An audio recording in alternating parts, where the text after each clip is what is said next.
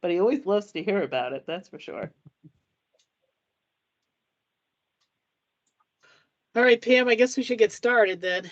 Absolutely. Yeah, she sent out this long list. Yeah, I want to start by reviewing I'm Pam Fields from Midstate. I want to start by reviewing our public meeting rules. So before we speak, we need to say who we are and where we're from. And hopefully we'll remember at least once or twice during the meeting. So welcome, everyone. Peter, I don't know if you have any welcome notes. No. Okay. So we were half prepared to have Barry Simon present today if he was available. He's not available. As you can see, he's not on. So we will expect him on November 17th. Great. Great.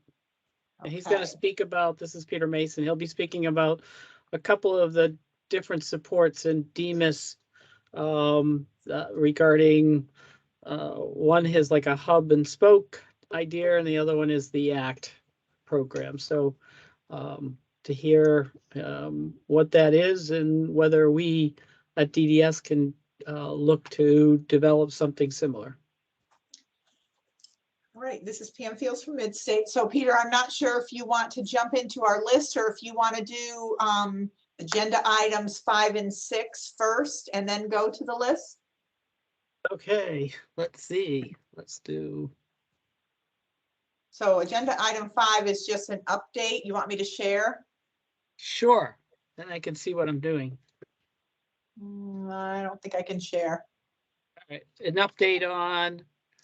Okay, so follow-up discussion from committee members on items identified by families. So review the previous discussions, including any actions taken since the last meeting. So you were going to have a discussion with DSS?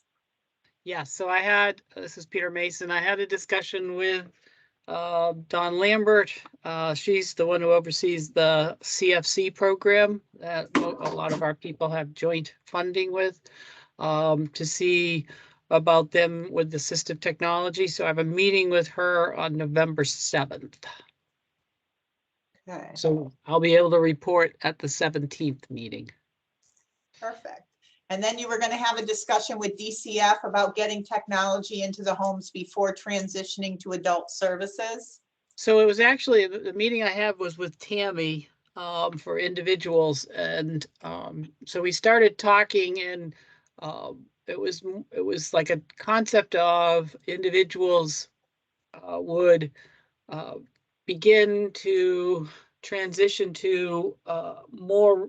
It was less assistive technology, and it became more that they'd be transitioning to more non-CLA type supports, and trying to develop a program where they would start off initially learning about what's out in the community, and then maybe do some overnights, and then do a couple of months of actually living in an apartment type setting.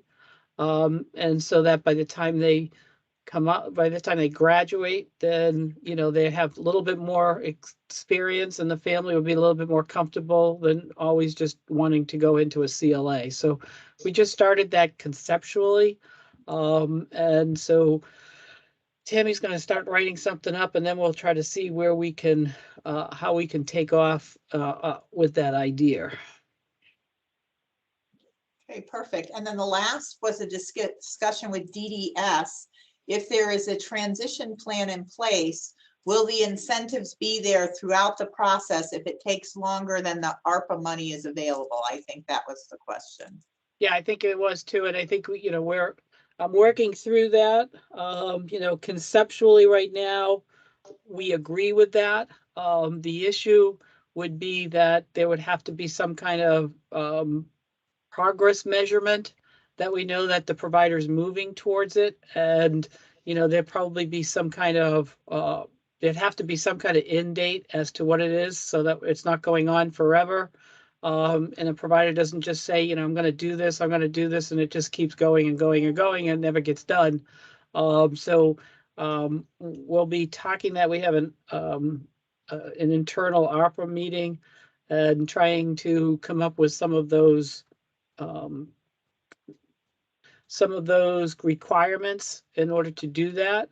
They should be pretty simple, but we have to make sure that the provider's commitment is there, that they're moving forward, that they've started the process, and that it's taking longer because of the unique circumstances of the individual or the program or whatever. So I think we're pretty much committed to that. It's just trying to figure out the different nuances to it. Oh, that's good to hear. That's exciting. Mary Pat? Yes, this is Mary Pat DiCarlo from the Kennedy Collective. Going back to the last question about the transition, is there thought or would it be considered if a transition program could be developed so that we would, continue to move people through, much like Chapel Haven, where you go into that program knowing that you might be in congregate setting for the 2-year period of time, and then you're moving on. So there's a set time limit to the time spent in that transitional program. And it could also be used for, say, those that are presently in the CLAs. Parents aren't too sure. So if we can move them to a transitional program and then they move in, would that be something to consider? I think we're open to anything. In fact, this is Peter Mason, by the way. Pam has doing something similar in that concept. And Pam, that may be a good thing for you to present at some future meeting so Sure. people hear what that's about. My concern with it is, and Pam will tell you, it was not an easy process to get that through DSS. So how we work through that with DSS is going to be an issue. And hopefully we've kind of greased the wheel a little bit, but DSS, knowing who they are not as flexible. So if it was an existing house that was being used, that would be a whole lot simpler than if it was a new house. But there still would be some issues in terms of room and board and continuing a room and board and stuff. So there's pieces to that we would have to work through. I think the time limit will be a very important piece to this, because we know if you build it, they will come and then they will stay. And so we need to make sure that there is a finality to it. You either have made it or you haven't, and this is where this is the process. So I think looking at that would be critical. And I think my timing, once again, is going to be an issue. If it's going to take 2 years to develop, and then how that's going to work with the ARPA initiatives could be a problem, especially if we're not going to see any fruits of the labor for another 2 years. So I think we'll open to everything. We just have to work through some of those issues. Well, maybe, and just another thought to put on the table there is that maybe the ARPA money could be used as a startup for this program, but then it would be a standalone program once it got going. Would that be a possibility? I'm not too sure, only because ours is an outcome based. So somebody would have to move out of a CLA to someplace else. It's not moving from a CLA to a CLA. So the issue would be whether, does the department look at this with regular residential funds? And, that's similar to what we did with Pam's program. So, so we could kind of take try to figure this out.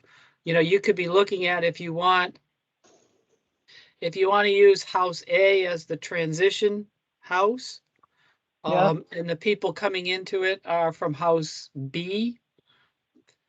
So you're gonna move people from house A out into the community and then most house B into A.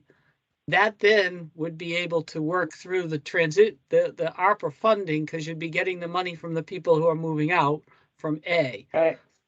so that kind of pieces to it is what we would be looking at. And it could also be, this is where each agency is going to be unique and all that stuff. So it could be you have an individual from house E, you have an individual from house D, another one from F, another one here. Those go out. You then consolidate one of those houses, and then that's how you then would. So it's the different pieces, the maneuvering of it all is how it would have to be looked at. Mm. And this is Pam Fields from Midstate. So when I do that presentation in the plan, we have one house that's being created from scratch, but another one that's being renovated into the same type of house. So I can talk about both of those.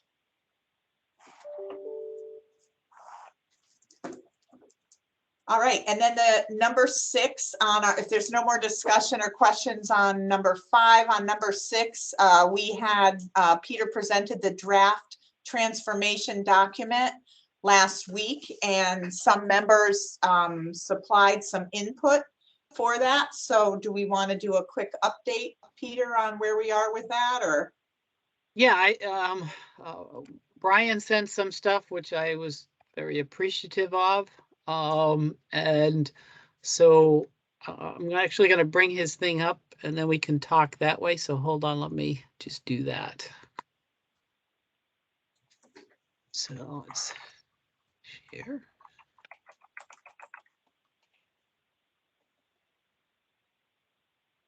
Oh, everybody sees this, right? Yep. You've all read it. You all know what it's about. Once again, this is Peter Mason. So the question here was Deloitte will be designing, developing, and making recommendations on transformational options. How long will this take, and will it be concurrent with providers' phase 1 work? So this is the reason why we moved to a phase 1 and phase 2. Where the idea is that when Deloitte finishes designing and developing and making the recommendations and DDS accepts that, then we're going to move into phase 2. So phase 1 is going to go up until the point that Deloitte comes back and we accept those recommendations. The estimated time is that phase 1 will start somewhere in November and go through March of 23. And then we would start phase 2 somewhere in March or April.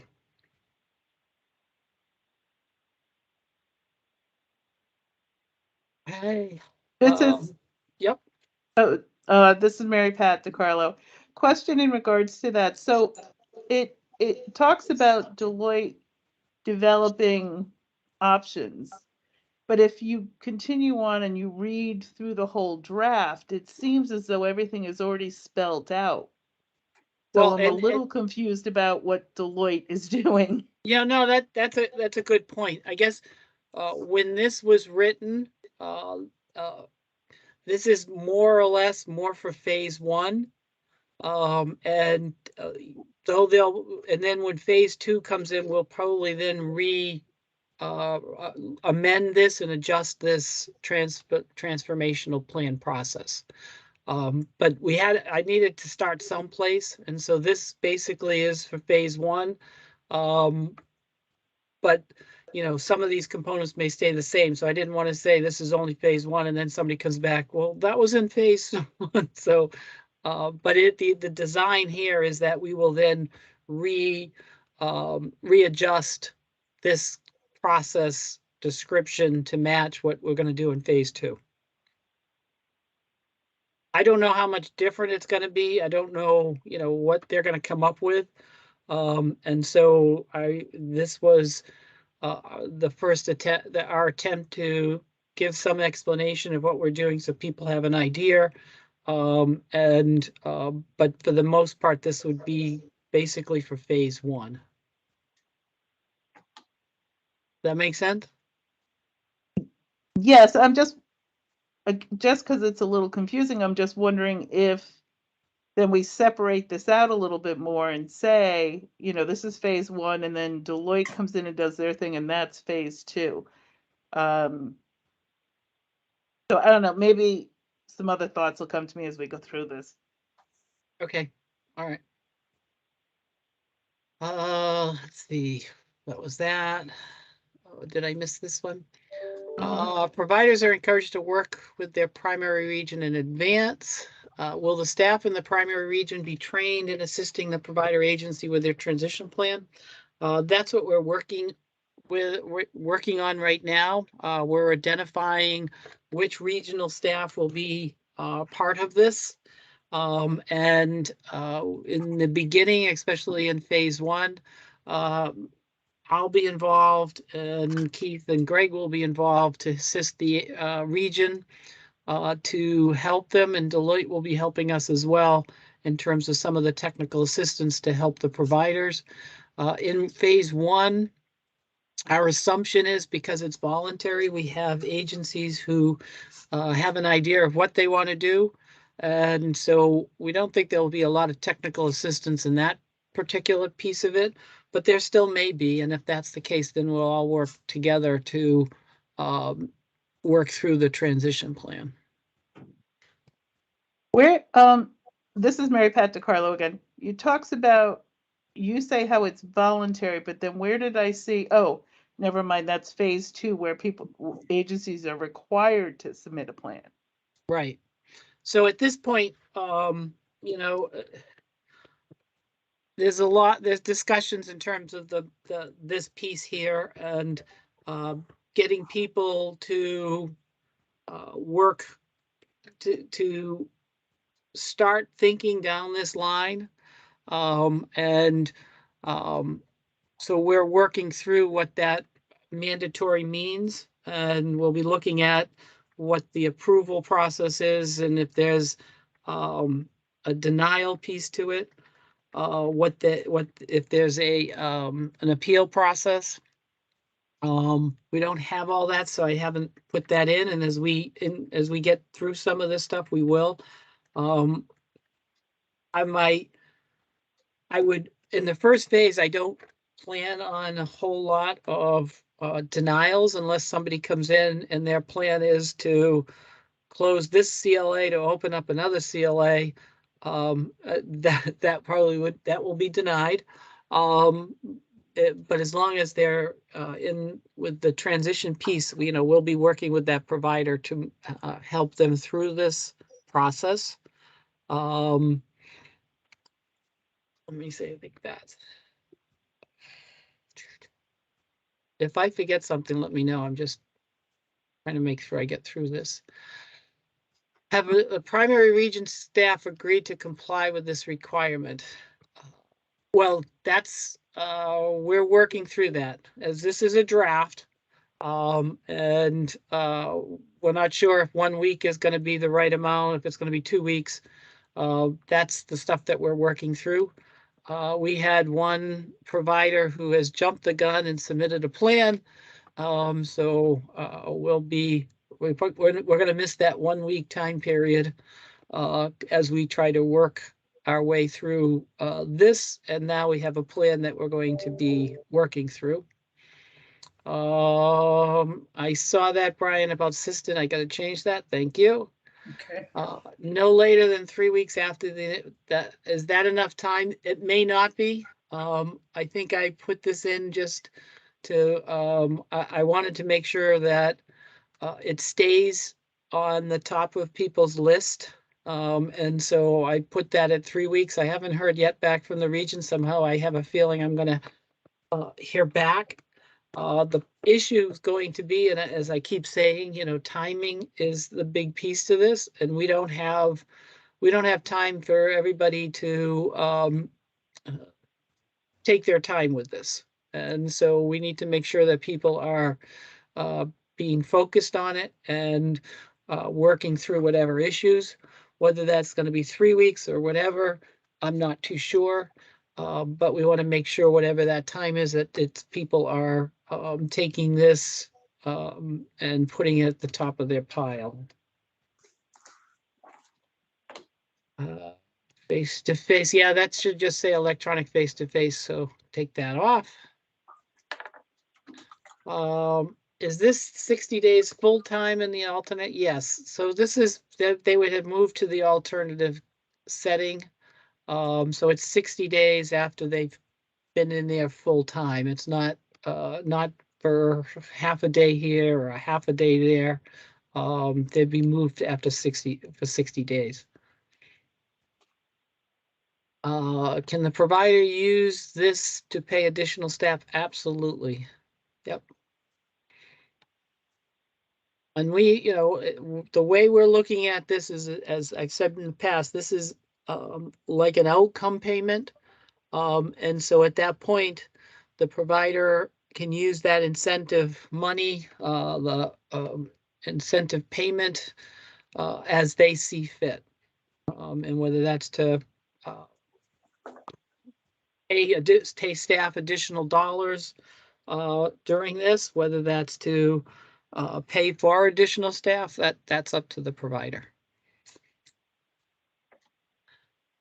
Are there any guidelines to what the provider should use this for? No, there's no guidelines other than it has to be within the cost standards. One of the things that we will have a conversation with the provider is if an individual requires additional supports and the provider is receiving additional dollars,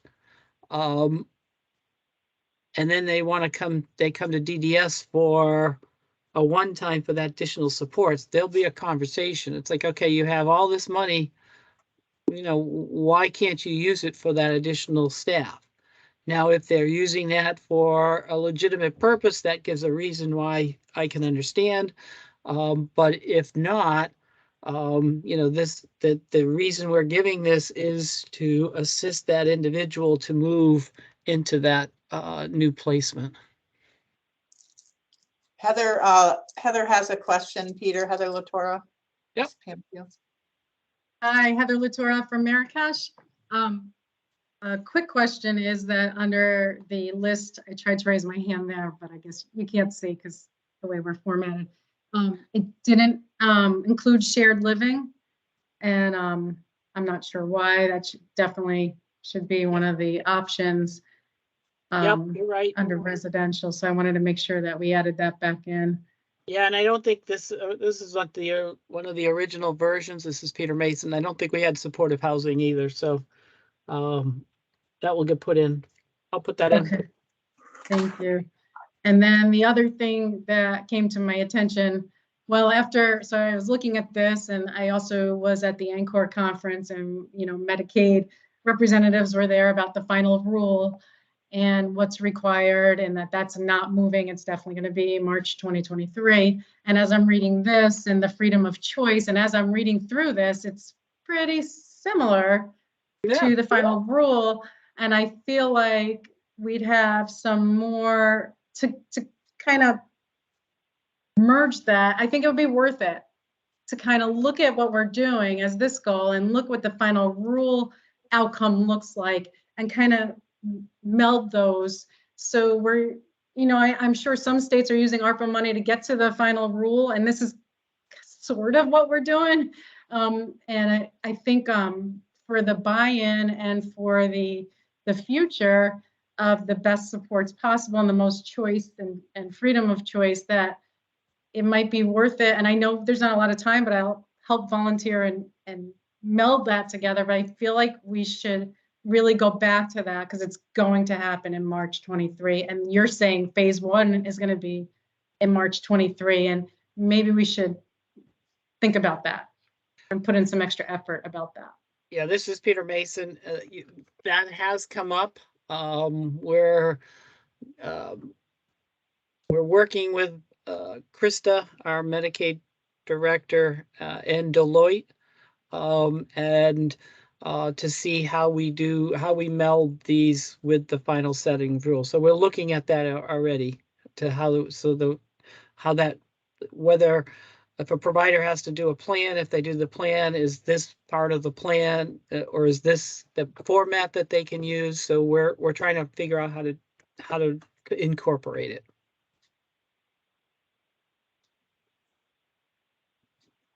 Okay, Yes, thanks. sure. Let's see, what else did Brian have? So as we were, this is Peter Mason, we're looking at transitional safeguards um, and so once again, this is a draft. And so I've been looking for feedback. And so this is going to be, the individual, and we have to work with the providers on this too, because, that first 60 days, if all of a sudden all hell gets loose and, it's just not working for that person, the individual should be able to go back to their setting, but that may then upset that whole transition plan. So how is that going to work? And at the same time, we have to have a way of encouraging people to go and know that their option, if it doesn't work, they still should be able to go back to where they were. We just had a conversation with the region, and their point is that that the individual may be able to go back to that setting, but because other individuals may have moved out, that may then change the makeup of that house for that person already. And so I don't have all the answers. So, how we work through that would have to work through that with the agency and the provider. Please have your attention. With the owner of a white Honda, Connecticut plate 941 SCK, parked in the loading dock, please remove your car. And repeat, the Sorry. owner of a white Thanks, Mary Honda Pat. Pilot, Connecticut. So I had that, and Mary Pat, you had a number of questions as well. Let's see if I have those.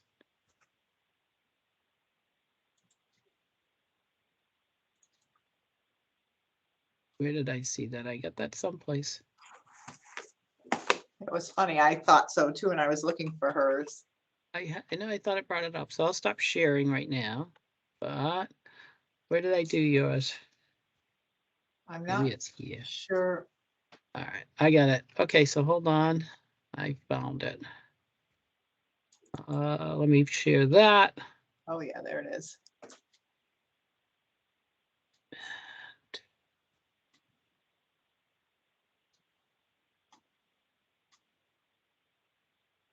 Okay. Can everybody see this? Yep. Okay, we talked about the first one already, about the draft and how to better phrase that. So we'll talk to Deloitte on that. We should include some timelines if possible. We are dealing with a very short period of time. So can you explain that, Mary Pat? Yeah, this is Mary Pat DiCarlo. I think I was looking for, I think once you determine the date that this is going to go out, some target dates. So, if phase one has to happen within 60 days, well, plan has to be submitted by December 1st. Plan has to be reviewed by December 15th. I don't know if we can do that, but I think it would be helpful for people if, a timetable could be given. Yeah, this is Peter Mason.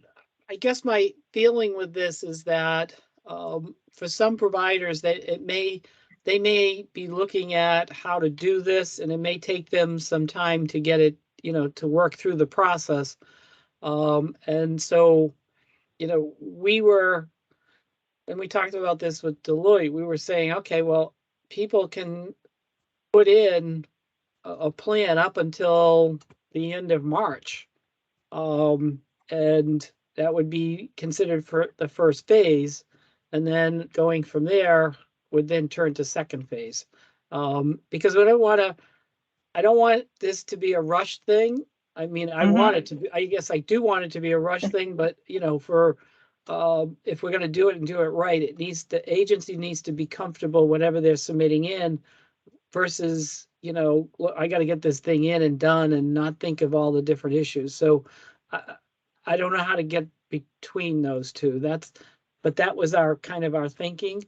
And you know, that the point, and I'll keep saying this, is that depending on how successful phase one is, could affect what the incentive is for phase two. So, you know, if we are really successful in phase one, by the time we get to phase two and there's going to be more agencies, we may have to drop the incentive amounts for those that get accepted in phase two. So there's, to me, in my head, there's an incentive to do this in the first phase. Yet I understand that there's providers who want to see what Deloitte comes through before they submit something. Okay. In the original part, it said that the goal was to have 100 individuals transfer under residential today. In the draft mentions that all providers, yep. At first thought, this was going to be voluntary, but now there's a mandatory. May need to clarify that. Yes. So we're looking at that, and I think I talked about that already, you know, that getting people to start working through that.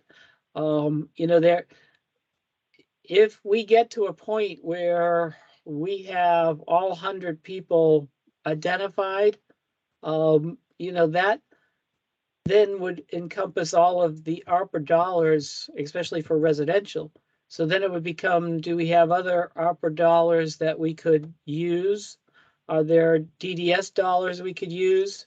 And so my assumption is that we would, the department will keep doing it as much as they can do within their funding piece. But I can't make that decision right now. So, Okay. So if the funding, let's just say this all goes well for phase one, all of the funding, a majority of the funding is used, then phase two, agencies that did not participate are not going to be mandated to submit a plan. Or are we still going to mandate plans for future planning purposes? well, and that's, you know, that would be the decision to make. I mean, I have no idea. That's I don't know where the department would be at that point. Okay. You know, I mean, if we got 100 people, I'll be ecstatic. So I think that would be great. What if an agency had a 4-bed, 3 individuals want to transition to IHS and 1 does not? Is there a point when an individual and their team may be forced to at least move to another congregate setting? So we have a transfer policy. So if an individual does not want to transfer, they have the option to go into a transfer hearing, and it's a due process. And I think, you know, this is where what could happen in terms of this is, could the individual, because of certain circumstances, stop that home from closing or whatever, and that could happen. At that point, my assumption for the provider would be, okay, then I'm going to need to fill those openings, and the individuals coming in may not be the same individuals that the people who left. And so the setting that would be there may not be what they thought they were going to get. And, you know, and at that point, then they may, they can stay, but if they're in with individuals that are no longer similar to their support needs, I think that could be coming into an issue. So that conversation would need to be happening with that family. Okay. And the department's going to look at it. We're encouraging providers. I mean, the regions are to be supporting providers. And yet this is a person-centered process. So we're going to be running into issues, and we have to figure out a way how to make it mutually beneficial as much as we can. Mhm. The staff states that as part of an agency's transformation plan, they need to state how they would sustain and changes in transition. That may be difficult for agents if the rates for such services are not updated, or if the number of hours someone can receive based on their lawn score. I get it. I'm hoping that our rates will be updated as of the beginning of the year. That's what I'm being told. So that agencies will know what the rates are for the minimum wage piece of it. And in terms of the lawn hours and stuff, I think, what we did when we did the IHS move, if someone's in an IHS program and they need additional hours, we always can do add hours. And as we moved individuals to the IHS support hours, there were I wouldn't say a whole lot, but there were a number of individuals who never could reach those, and they ended up Mm. going to URR and getting approved the additional hours. Okay. If agencies are required to submit a plan that is rejected by the region, then what? And I think we talked about that. I think we shouldn't hit that in the first phase, but we may hit that in the second phase. We may hit individuals and we may hit providers who are doing this that don't really want to do this and are putting in a plan that they don't want. Especially if it's mandatory, that they may just do it as an exercise. So those maybe get rejected and no one's going to really care. But there may be providers who really want to do something and the region rejects it. And we're going to have to come up with a process of reviewing those to see, what the issue is. I would hope that none of this would be a surprise, that this would all be done beforehand. If the regions should be, well, yeah, we don't want you to do it that way, but if you did it this way, that would be acceptable, so that there'd be alternatives before it gets to the rejection process.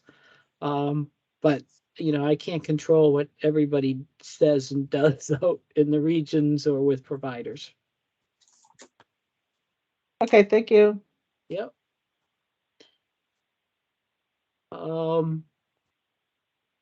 That's all I received. Pam, did you get any? This is Peter Nope. Mason. Did you have any issues with it?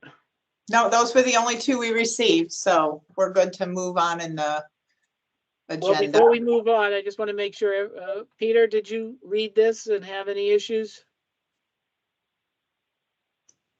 No, No, you didn't read it? No, you didn't Nope. read it? Is that- All right, good, thank you. We're good. And Pam, did you have any issues? No, because the questions I had were either asked by Brian or Mary, so it Right. was fine. So I just presented it to our leadership team, before I got on. And we'll be getting feedback from them. So once all that feedback's done, taking what we have here, then I'll be going to Deloitte. They'll finish it off, and then we can move forward.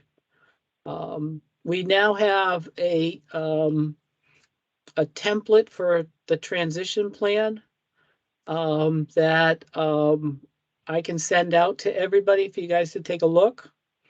Those agencies that have put in already, we'll work around that.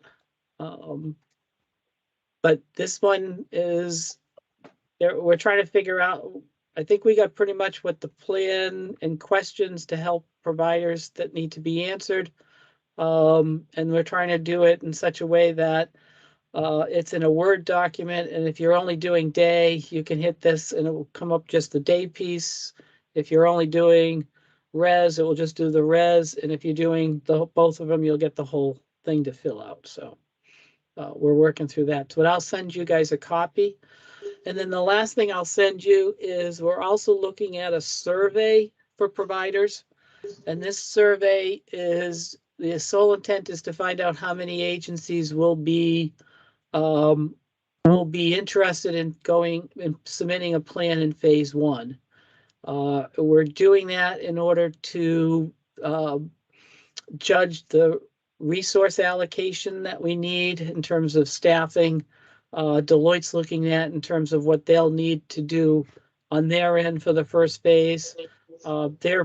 They're really gearing up more for the second phase, but there may be some technical assistance that may be needed for them in the first phase. So we're trying to determine what that would look like and how many agencies are actually interested in the first phase.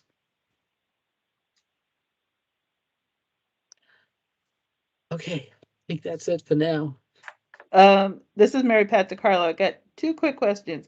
Is there an update on the communications that are going to be going out and the training? So we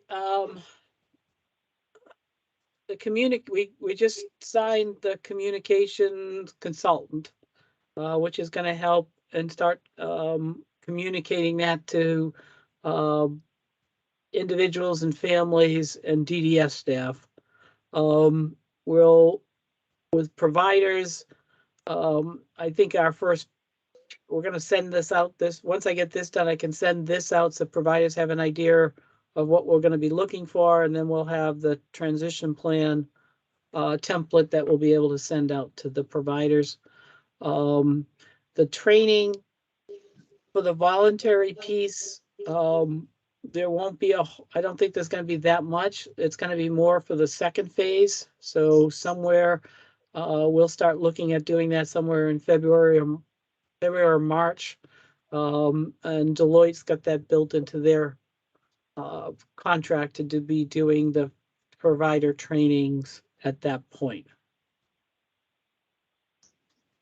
Mary Pat, you're on mute. I can see How your about mouth. the DDS staff trainings, so that those providers that want to participate in phase one are getting, assistance and whatnot from case management? Yeah, as right now we're trying to narrow down who's on the team. And then we'll be working with the team in terms of the plans. Our initial assessment is that we don't think there'll be that many in phase one, and I may be totally wrong, but that, so the central office will be working with the regions as we go through that to assist them in terms of the training piece of it.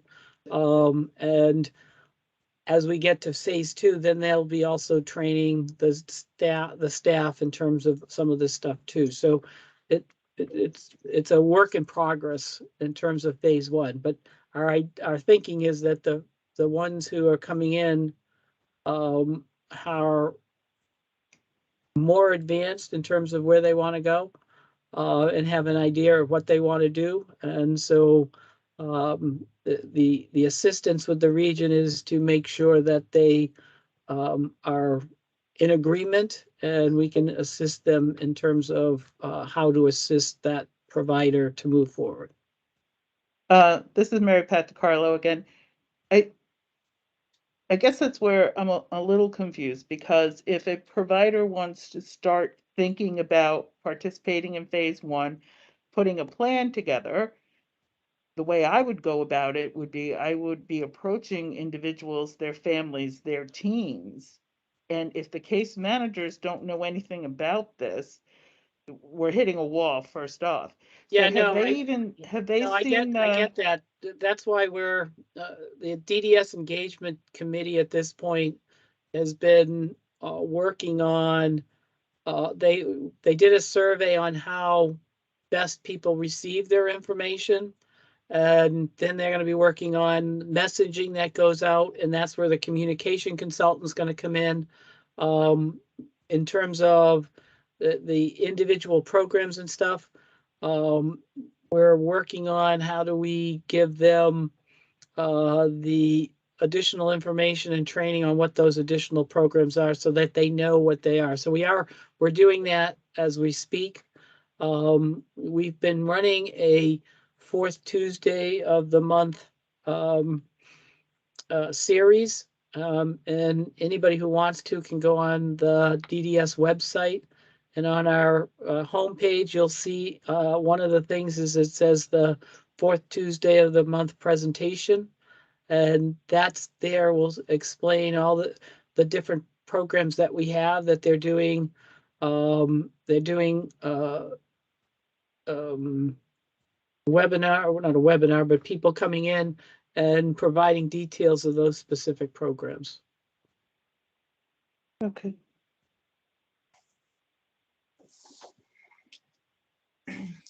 So, Peter, this is Pam Fields from Midstate. I can't share for some reason, so I could be for, but this meeting I can't share, so maybe Keith can fix that. But I did send you the list in case you wanted to share it. And as we Okay. talk, I'll make the notes on the one I have. Let me see if you can see it. Yep, there it is. Okay. All right, so this is Pam from Midstate, and we are reviewing a list from the providers on some issues that may be stumbling blocks for them moving forward. So the first thing on the list is a lack of security deposits for the individuals to move into their own apartment. Yeah, and we saw this list, and I've been talking to people, and the security deposit is probably the most difficult of the issues in terms of the money, giving money for the security deposit, and then when the individual leaves, if there's money left, what to do with that. So it becomes it's a little bit more complicated. So that's going to take us a little bit more time to work through that security deposit piece. I know that there's been times that we have done it. So it's the deposit versus an actual expense that we're trying to work through that issue.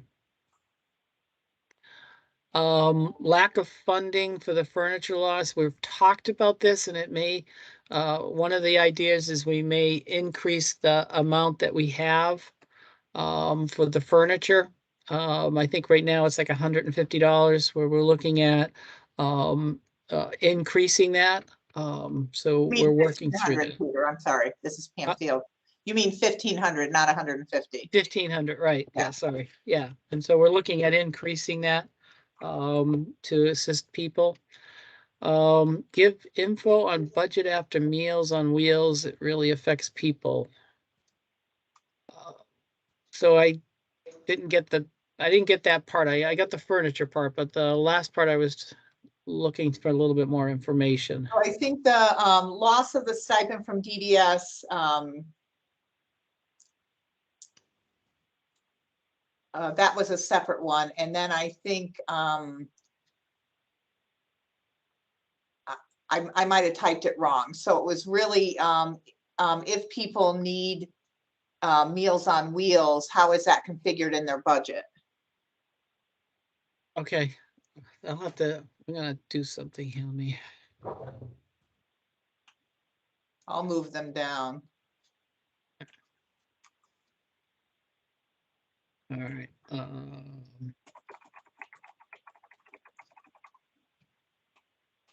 Is Meals on Wheels funded? I'm gonna highlight that so I know what I'm doing. Okay.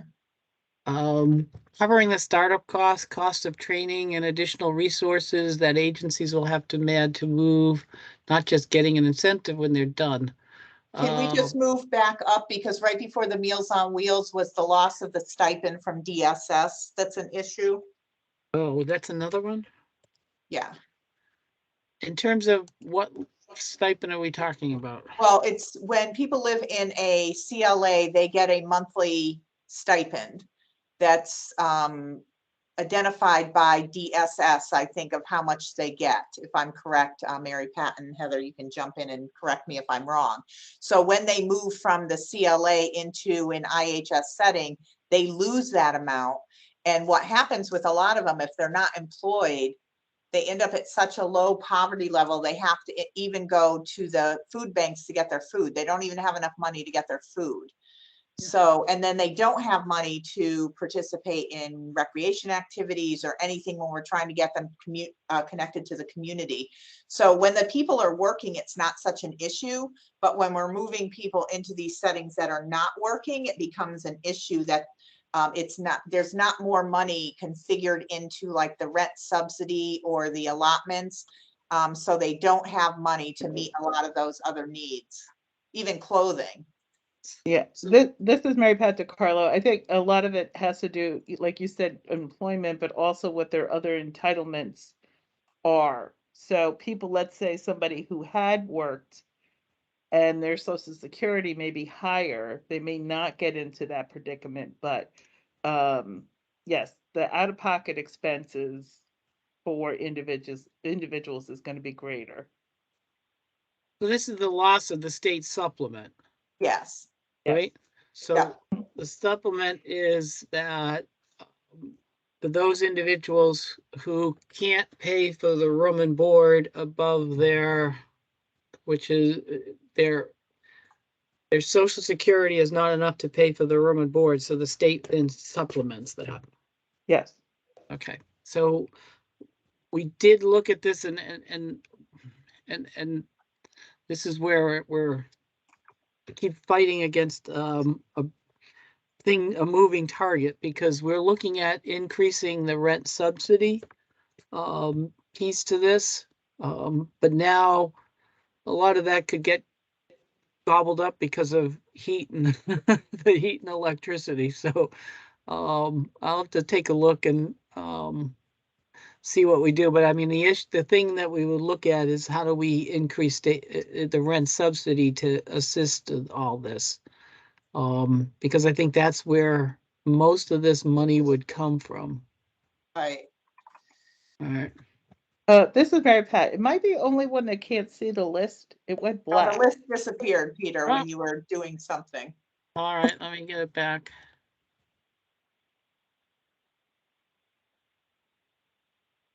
See it now? Nope. Oh, Yes. there it is. Yep. All right. I think when you were highlighting, it Yeah, disappeared. maybe. Okay. So Peter Mason, covering the startup costs of training and additional resources that agencies will have to add to move forward, not just getting an incentive when they're done. We're looking at one of the things with the plan is to look at what deficits the agency will have in order to move towards transitioning. And if additional training is needed, then we'll be looking at how do we then do a one-time to assist with that training. I think once the incentive starts, there should be dollars to do that during the transition. But up until that point, if we need to provide funding before that, we can look at how to do that. And then moving forward, if that's going to be the case, then we'll have to talk to the region in terms of how that does, as if the provider wants to keep moving forward.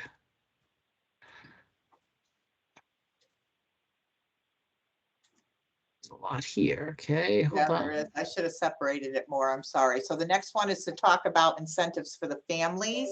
And I think we did that in the other, when we talked in the other, when the families were adding their list. So I think that one is moved to that list, if I'm correct.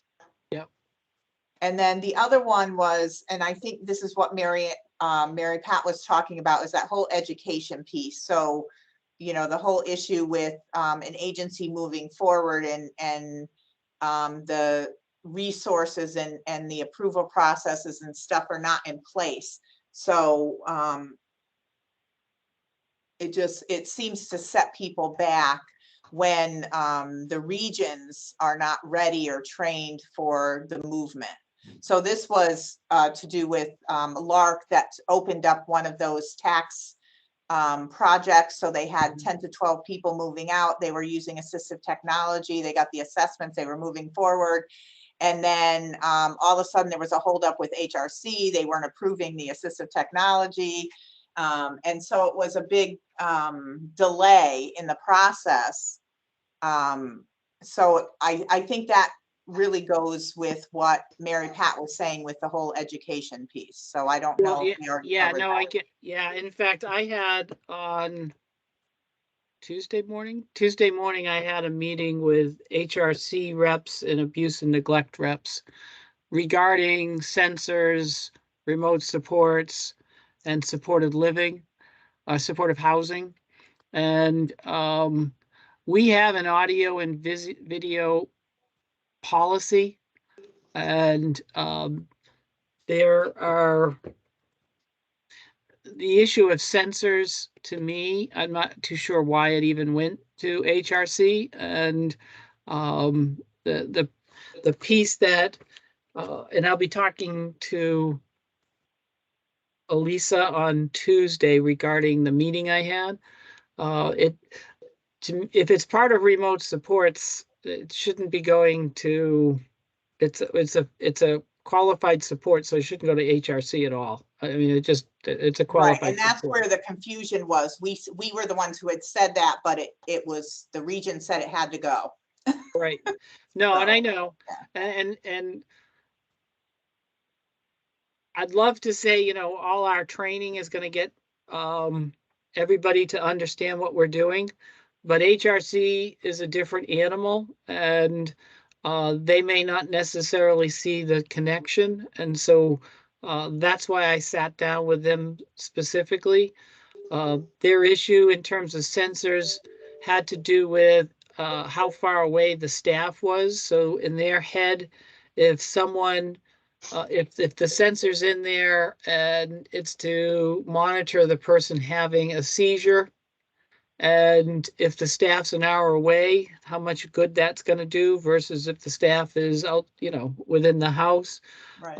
So they're looking at it in a different format, and I knew that some of this would be an issue, and I was just waiting for a chance to have a discussion with them. So it was the first time actually anybody had a discussion with them with assistive technology. And so we will be now, my recommendation to Elisa is that we need to educate the HRC group on assistive technology, and all those pieces that may come into play, not just for the transformation piece, but also where we want to go. So I think some of this is going to need to go through the system so we know where the bottleneck is. We didn't hit anything when we had Favor doing theirs. It just came out while it was in the West. So we didn't think there was an issue until it hit there. So now we're trying to do the education and training. And as I said, I don't think we would have thought about that angle if it hadn't actually gone through. So some of this stuff's going to have to actually go through, and we're going to have to be, or I'm going to have to be notified so I know where to go to. And I know that one of the things with our video and audio policy is that it doesn't apply to individuals who live in their own home, who live in a family home. And there was a case that came to the West where it wasn't a family home, and they were putting cameras in there. And when I said, well, that doesn't need to go to HRC, their response was, well, yeah, they did because they wanted DDS to pay for it. And I said to them, but nowhere in the policy does it state that. Well, that's what we've always done. So I've got to have a conversation with the deputy commissioner on that piece. And even still, the way that audio and visual video policy, and if you don't have it, Pam, you should look it up, Yeah, because if there should be no denial without having a conversation with the provider first. That Right. the reason we're doing this is that we think it should be a sensor, not a camera. We think it's this. And I said, well, you didn't do that. Well, that would bog us all up. I said, that's the policy. So, and it was put in there intentionally because we know that some of this assistive technology stuff is going to stretch the imagination of people. And we didn't want people to be rejecting it because A, they don't have enough information, A, they don't agree with it, A, they have different philosophies. It was more what are you going to do to resolve the issue versus just saying no. So Right. And I we're think working on that this is Pam from Mid-State, Peter. I think that what you brought up with that it's not part of in the families. We just had another situation working with another provider where the individual was living with the family and he's bolting and taking off and getting lost. He was lost for 48 hours. So we came together and had a brainstorming and thought because of how he loses things, the best thing is to get the GPS patches and sew them onto his pants. And that way his mom would always know where he was when he took off, and it got denied. And then we were like, well, we don't understand. And then they said, well, because it's in the family and we're not going to pay for it. So it has to do with all that thing that you just talked about. Now it Yep. makes sense to me. I was like, oh my God, what do you mean it got denied? It went on somebody else's case, but now it's not going on this case. So I don't understand. Yeah, so it's working through some of those issues. Yeah. So, Always comes back to the different regions doing things differently. yeah. Yeah. And even in the same region, you have people that have a concept in their mind and they just don't want to let go of it. So I think it's maybe human nature, some of it. I'm not sure. Well, and that's why, really, I would hold that audio and video policy and make sure that you have that saying, well, how come you didn't follow it this way? How come it didn't go this way? Because there's certain things that if an individual's in their own home, and not their family, but their own home, and they feel that the team feels that this is the best way to go, they don't have to go to HRC if they send it to the regional director and the regional director signs off. And so, we tried to put a lot of outs on that policy. So I would make sure you know it in and out. Okay. Lack of transportation in towns with no transportation. I get it. I know one of the things we're looking at is, how do we better utilize Ubers and stuff like that. And what we can do. But I don't have all the answers for that right now.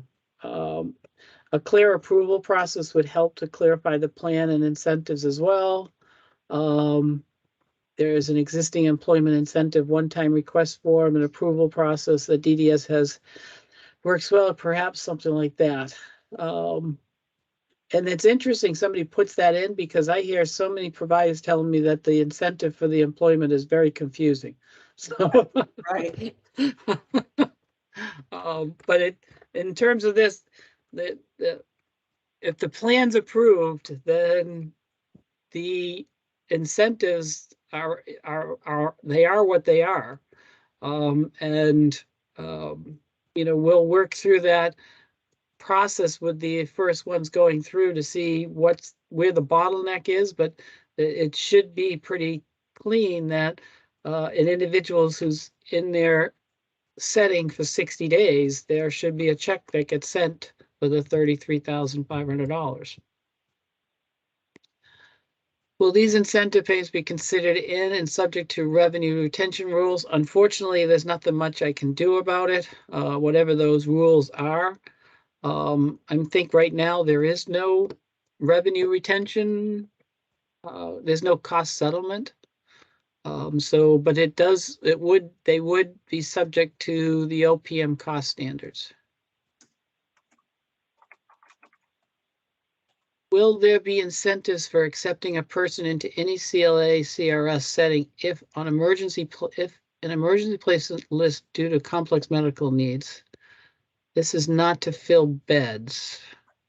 So what they're saying is that if they take somebody off the emergency wait list, one of the difficult people, and they change their, I guess, culture or house or whatever to be able to accept them, are they going to get incentivized for taking the people that nobody is taking? I don't know if that makes sense. No, it does. That's not how we've worded the incentive. The incentive is to move the individuals out into the community, and but we did say that we would be there to assist in terms of people setting up the emergency placement list. If I lose this, let me know. I'm gonna highlight this to see if there's something we can do with that. Can you guys still see it? Yep.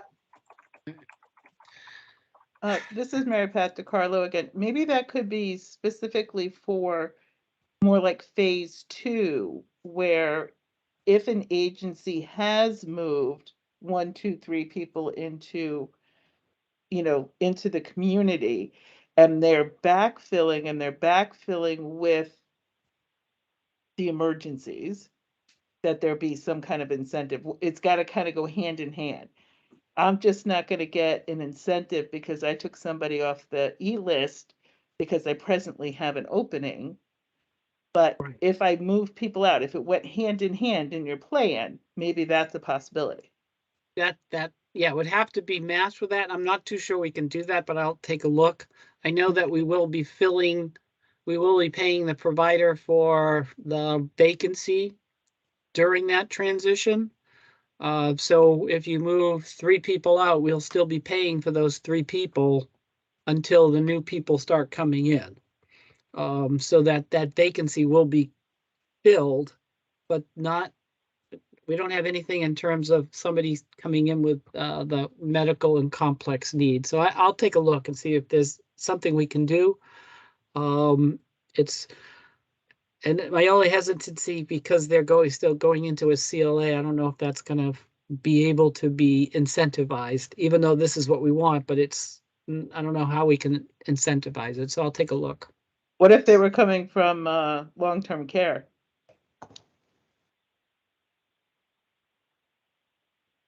A step in the right direction. That is a step in the right direction. So let me write that down.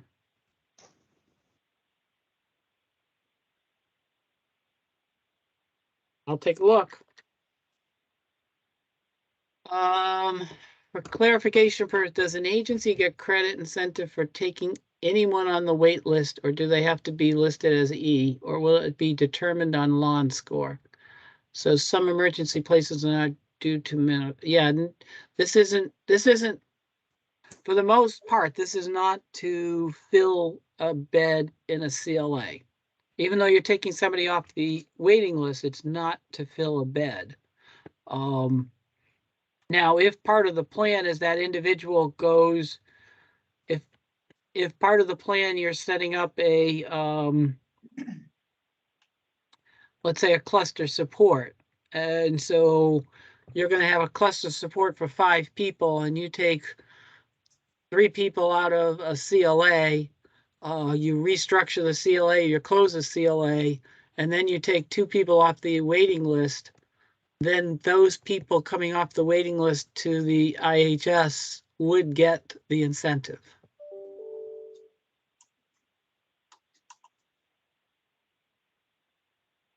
Okay. Does CLA CRS placement have to be for a certain amount of time in order to achieve the incentive once the person moves? 60 days. We have 60 days. Any thoughts about incentives for training teams to learn and recognize skills and desires teams will be able to identify potential candidates. I think, you know, we can look at this. I don't know if it's part of the ARPA initiative, but it should be, if that's part of your transition plan, then that should be something that the region should be looking at as a one-time to provide the resources to train the teams. This is Mary Pat again. Isn't there money? I mean, part of the transformation is to look at our assessment tools. So could that be connected in any way? The money that's in there is for, that's the lawn assessment to the universal assessment. It's the actual moving everybody to the universal assessment. It's not the training of that piece. Okay. But it's not so much we can't do it. It's just, I mean, if it's part of the transition, that should be something that the region should be looking at. How do we assist providers with this?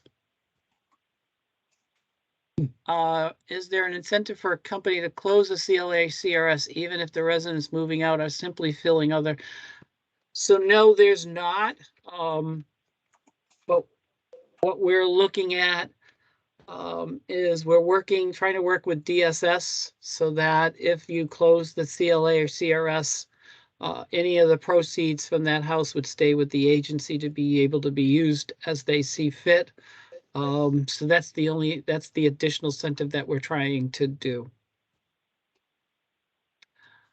A great incentive would be to secure 100.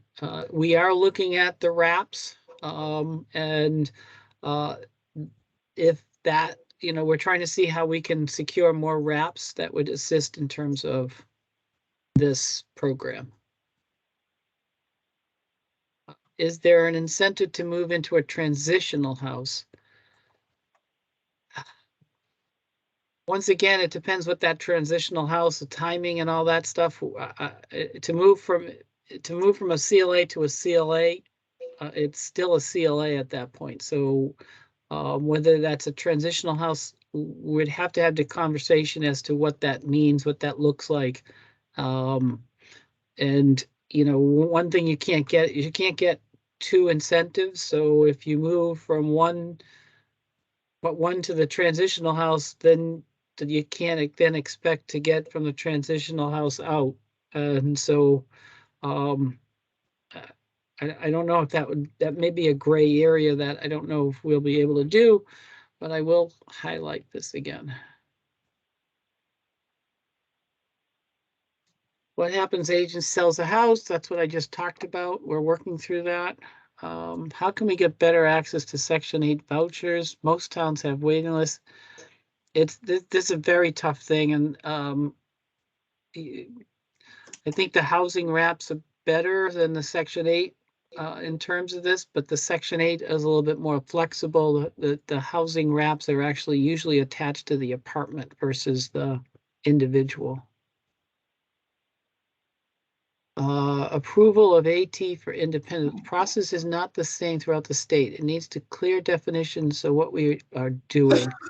So one of the things that is kind of being held up right now is we're doing an RFP for an agency to be designated as the AT agency to do assessments. And so we're looking at either 1, 2, or 3, depending on how many we get in.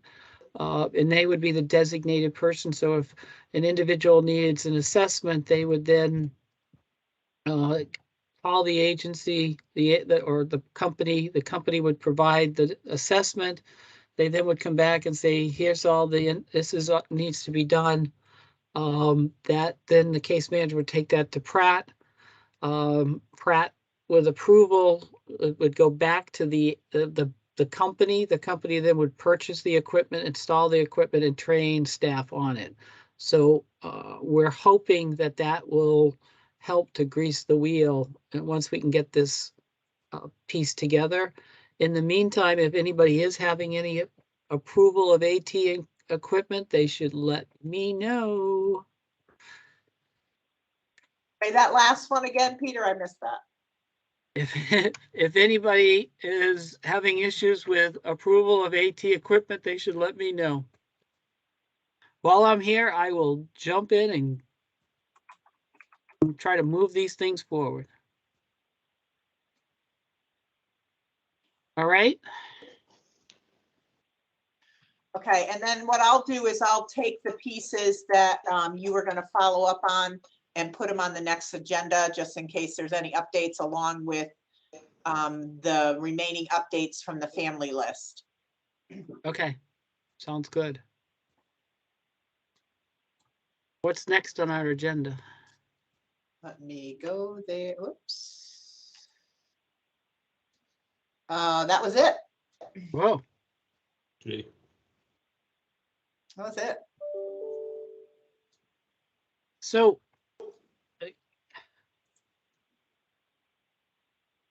not to put people on the spot, but is people thinking about doing stuff in the first phase?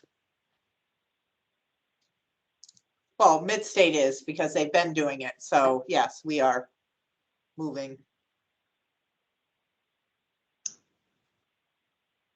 The only thing it possibly would be closing one house and putting people into vacancies that I had.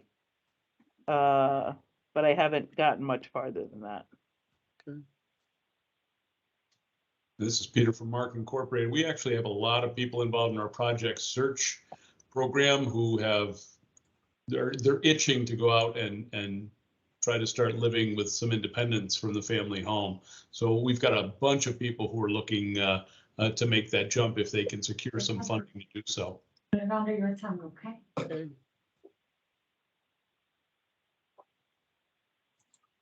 Heather from Marrakesh.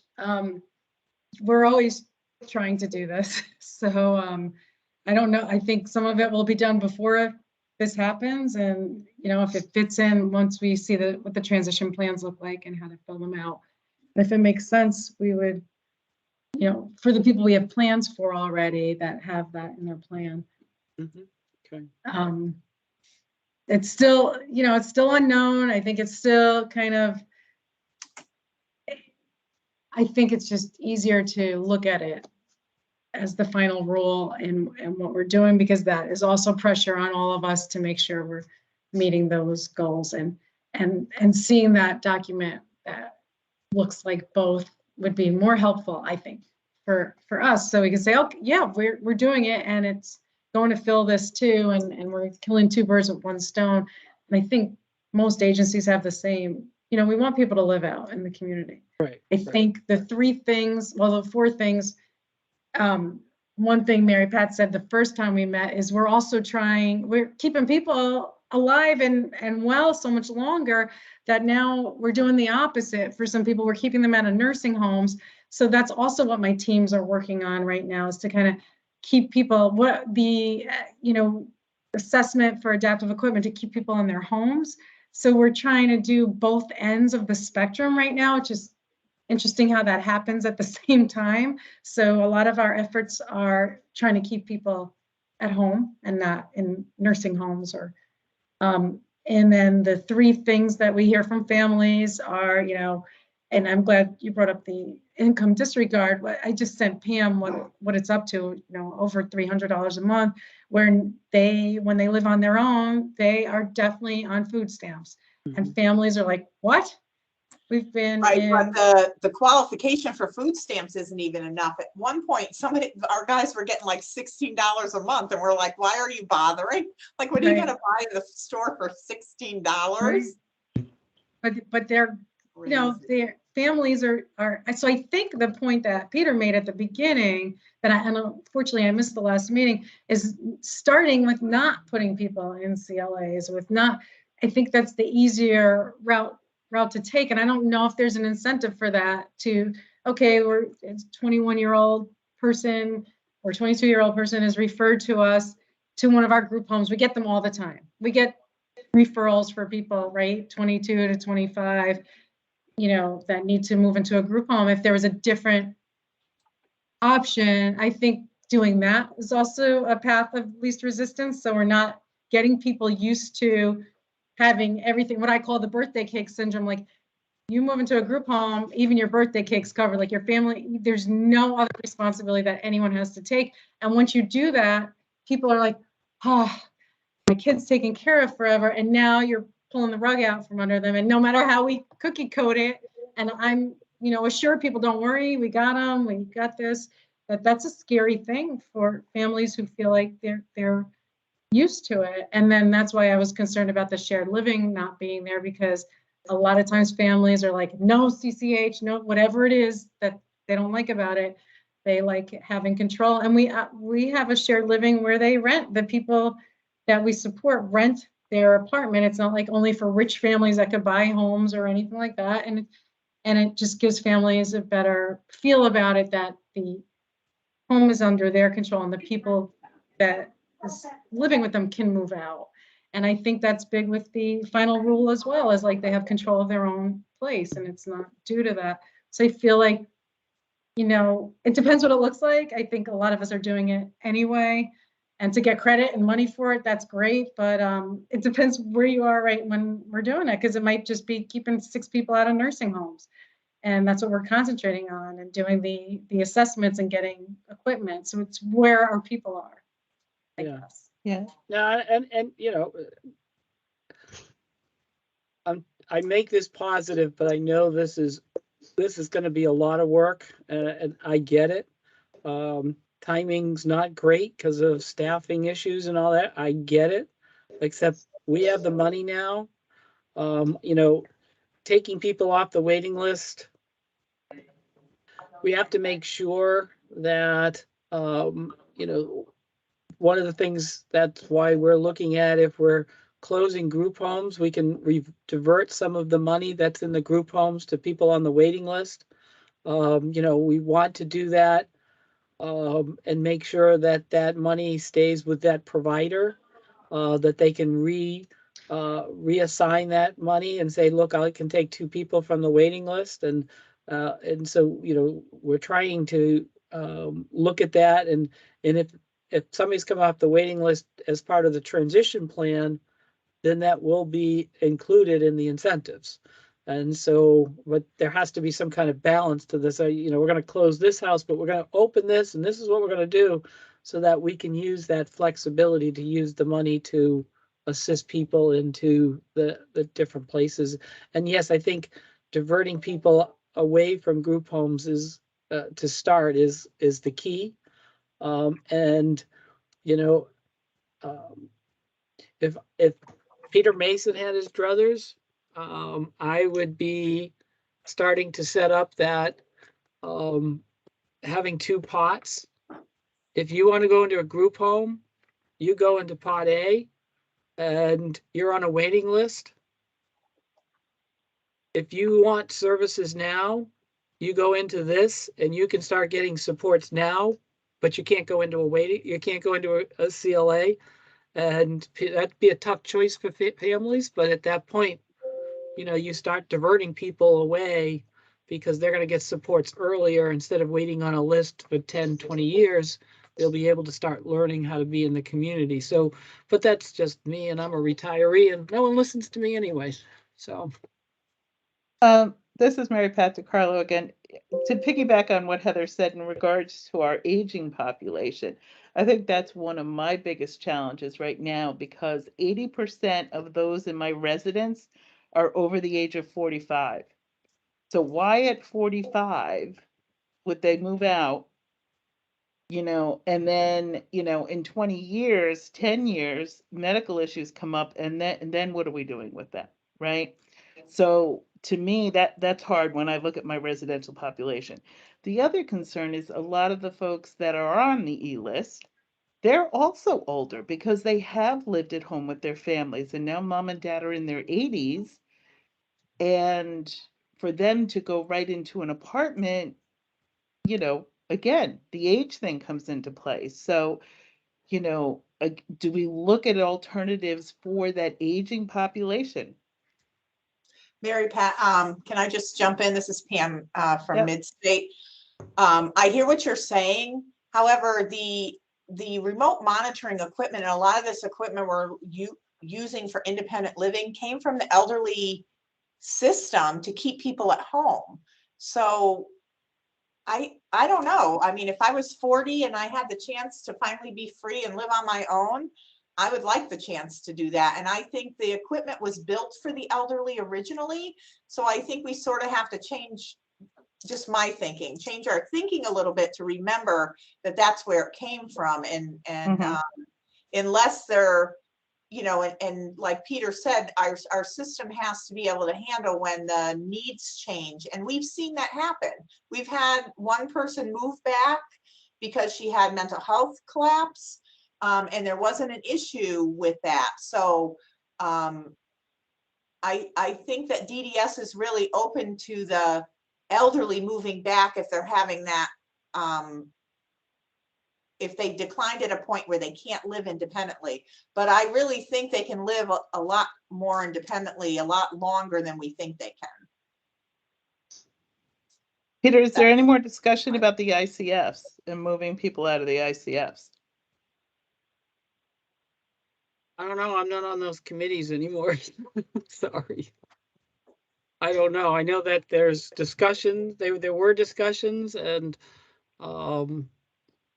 So at this point, there's no incentive to move people out of the ICF into, say, cluster apartment. no, and that's one of the things that, because they're, as an ICF, they're not part of the HCBS. So Right. the incentive piece doesn't transfer with that. Now, that's not necessarily mean that we wouldn't try to incentivize that. But would have to take a look. I mean, I think, and this is another one of these Peter Mason things, is I think the ICFs should all be transitioned to providing the medical supports for those who have significant medical disabilities, and so that we have something and set a rate structure to make sure it takes care of those individuals, so that you have those real significant medical people in an ICF, which to me is where that should work. And then those individuals who are in ICF that could move into the CLAs should be moving into the CLAs, and the CLAs work more with the more behavioral challenged individuals, and then everybody else should be in the community. That would be my vision of how to do that. But that's a lot of restructuring, and that's a lot of working with sister agency to make sure that the rates are what needs to be done. But I think that's the component you could do it with, because it would end up being the medical model house of dealing with individuals with real complex medical needs. But once again, I'm a retiree and no one listens to me. Eugene Lowe is gonna need some antibiotics, hopefully it's under $100, you can put it under case. I don't know who that was. Was that you, Mary Pat? I don't know if anybody has anything else. This has been a great conversation. Next time, I hope everybody else talks more than me.